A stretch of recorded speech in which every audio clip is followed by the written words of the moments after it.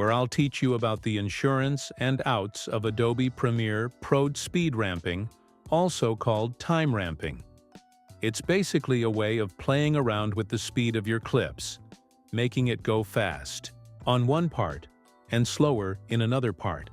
If you want to make a clip slower or faster, you will probably use the RAID stretch tool to do this, but this will affect the entire clip.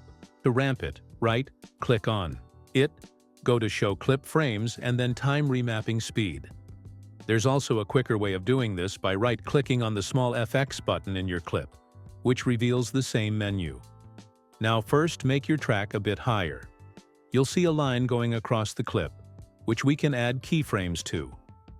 Press P on your keyboard or click on the pen tool right here to get started.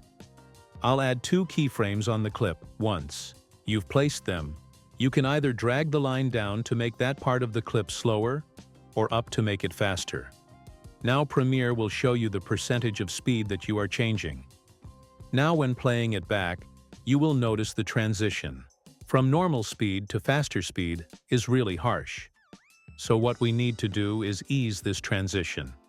Now if you click on the keyframe, you can drag to open it, creating a ramp. In the middle of this keyframe there's a handle.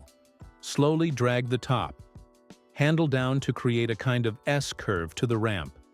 This will make the transition way more smooth. And that's it, guys. These were the basics of speed ramping.